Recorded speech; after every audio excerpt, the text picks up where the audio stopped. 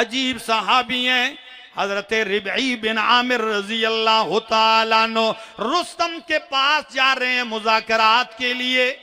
رستم ایران کا بہت بڑا سالار ہے, فوجوں کے ساتھ آیا ہوا ہے. اس کو پتہ چل گیا کہ محمد عربی کے صحابہ میں سے کوئی ایک سفیر بن کے آ رہا ہے بات کرنے کے لیے. تو اس نے بہت بڑا قالین بچھایا, بڑا قالین بچھایا, پھر اس کے اوپر تخت لگایا, پھر اس پہ آ کے بیٹھ گیا, تاج پہنا, نوکر چاکر سیکورٹی آگے پیچھے, بڑا ایک ماحول بنایا. کس لیے؟ تاکہ جب یہ صحابہ کرام میں سے کوئی آئے گا نا وفد, تو ہمارا روب اور دبدبہ بیٹھے گا ان پہ.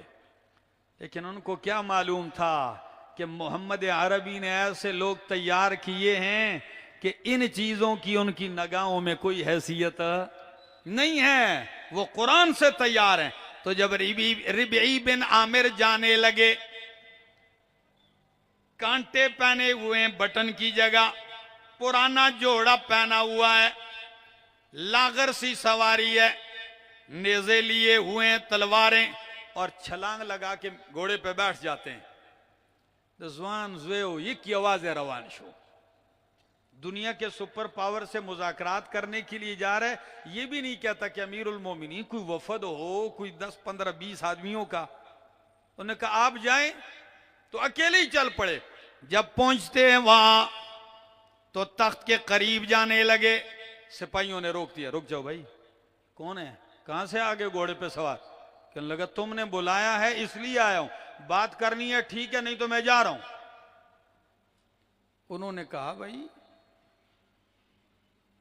اس اسلحہ ادھر رکھو, نیزہ تلواریں یہ ساری چیزیں ادھر رکھو, گھوڑا ادھر باندھ کے آؤ, پھر سلیقے سے آؤ. وہ کہنے لگے میں اسی طرح آؤں گا. منظور ہے تو ٹھیک ہے, نہیں تو کک لگاؤں گا, گھوڑے کو واپس جاؤں گا. انہوں نے جا کے رستم سے کہا کہ کوئی بندہ آیا ہے, ایک سے دوسری بات کرنا اس کے ساتھ مشکل ہے. وہ کہتا ہے بس یہی بات کرنی ہے تو ٹھیک ہے. رستم نے کہا آنے دو اس کو.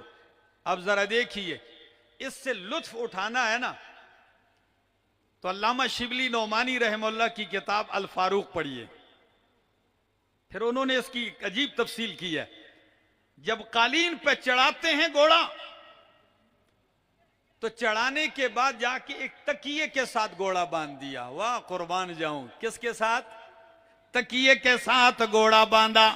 وہ تکیے کیسے ہیں؟ سونے اور چاندی کی تاروں سے ان پہ کشیدہ کاری اور کڑائی ہوئی ہے, ان کے ساتھ باندھا, اور تلوار لٹکا کے نیزہ ہاتھ میں لے کر, او دا کراچی خلکو, کراچی والوں ذرا دیکھنا اس انداز کو, چلتے نا یہ ایسے نیزہ نیچے کارپیٹ پہ مارتے جا رہے ہیں, قالین پہ سوراخ کرتے ہوئے جا, اور کبھی کبھی چلتے چلتے ایسے ترچھا بھی مار دیتے ہیں تکیے کو بھی. ایک رستم صوفے پہ بیٹھا ہے, وہ جا کے نیچے بیٹھ کے, انہوں نے کہا آپ کے لیے صوفہ, کہتا نہیں یہ صوفہ مجھے پسند نہیں ہے, یہ میری طبیعت نہیں, میں اس پہ نہیں بیٹھتا ہوں. واہ, بتلانا چاہ رہے تھے, یہ کوئی پاگل نہیں تھے, یہ کوئی ناسمجھ نہیں تھے, خدا کی قسم تہذیب کو اچھی طرح جانتے تھے, لیکن ان کو بتلانا چاہتے تھے تم جن چیزوں سے ہمیں خریدنا چاہتے ہو, ہم ان چیزوں کی کوئی حیثیت نہیں سمجھتے, ہمارے نزدیک جو اہمیت ہے وہ کسی اور چیز کی ہے, سمجھنے کی بات ہے. رستم کہنے لگا کیوں آئے ہو؟ سوال سمجھ گئے, کیوں آئے ہو؟ تو جواب سنو, کہنے لگے ہم آئے نہیں, ابتعثنا اللہ لنخرج العباد من عبادت العباد الى عبادت رب العباد.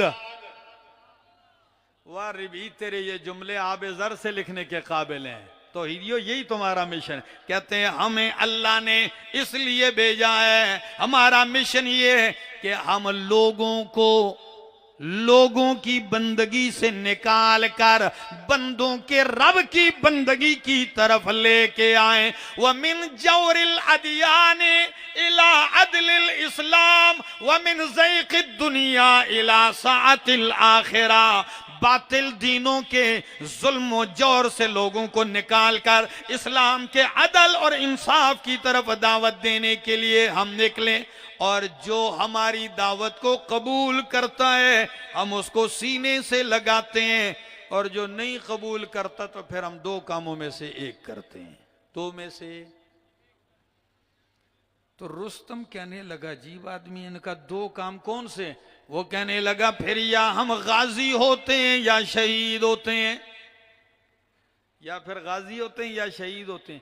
تو رستم کہنے لگا مہلت مل جائے گی مجھے سوچنے کی۔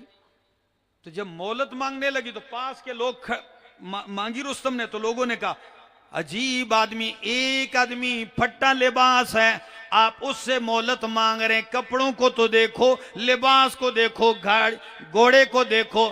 رستم ان سے کہنے لگا او سادے بندو، اس کے لباس کپڑوں کو نہ دیکھو، اس کے قوت ایمان اور گرجدار لہجے کو دیکھو۔ کپڑوں کو کیا کرتے ہو، اس گرجدار لہجے کو نہیں دیکھتے ہو؟ کتنی قوت سے یہ بول رہا ہے۔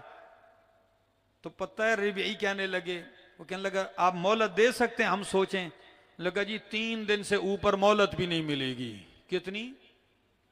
تو ربعی فوراً رستم غصے میں آیا اور کہنے لگا امیر انت ام مامور، اتنا بتاؤ کیا آپ خود امیر ہیں کہ سارے فیصلے ادھر کرتے ہیں، یا مامور ہیں؟ وہ کہنے لگا میں مامور ہوں، امیر تو پیچھے بیٹھا ہے، لیکن میں اس طرح دڑلے سے اس لیے بات کرتا ہوں کہ ہمارے مامور اور امیر سب کی بات ایک ہے، ہم مامور امیر سب کی بات ایک ہے۔ تو کراچی والوں، اللہ نے ہمیں یہ مشن دیا ہے، لوگ لوگوں کی بندگی میں لگے ہیں، ان کو ان کی بندگی سے نکال کر رب کی بندگی کی طرف لائیں۔ قبروں پہ پڑے ہوئے، قبروں سے ان کو اٹھا کر رب کی بارگاہ کی طرف لائیں، ورنہ اللہ تم سے پوچھے گا، اللہ کے ہاں جواب دینا پڑے گا۔ قرآن جیسی دولت تمہارے ہاتھوں میں ہے، نبی کا فرمان آپ کے پاس ہے، عقیدہ توحید آپ کے پاس ہے، آ جاؤ اور مشن توحید پھیلاتے جاؤ، ورنہ نہیں تو مزار آباد رہیں گے، مسجدیں ویران ہو جائیں گی۔ ہم نے اللہ کی توحید کا پرچار کرنا ہے۔ شاعر نے کتنی پیارے انداز میں کہا کہ کہیں نخل مرقد کی چھاؤں میں سجدے، کہیں نخل مرقد کی چھاؤں میں سجدے، کہیں مرنے والوں کے پاؤں میں سجدے، اشاروں میں سجدے، نگاہوں میں سجدے، یہاں اور وہاں خانقاہوں میں سجدے، یہ سب بیج پیروں کا بویا ہوا ہے کہ ہر شخص بدعت کا جویا ہوا ہے۔ ہم نے تو یہ صدا لگانی ہے کہ وہی آقا، وہی داتا، وہی مشکل کشا سب کا، وہی ایک غوث اعظم ہے، یہی للکار دیتا جا، اسی کے نام پہ مر لے، اسی کے نام جیتا جا، اسی کے نام کی میں ہو تو بھر بھر جام پیتا جا، رہے توحید میں گر ہوں سمندر شرک کے حائل، لگا دے جست موجوں میں طوفانوں سے نمٹتا جا، وہ جلتے ہیں تو جلنے دو جو ہیں توحید کے دشمن، ندا وحدت کی قرآن سے گلی کوچوں میں دیتا جا۔ زندگی باقی، ملاقات باقی۔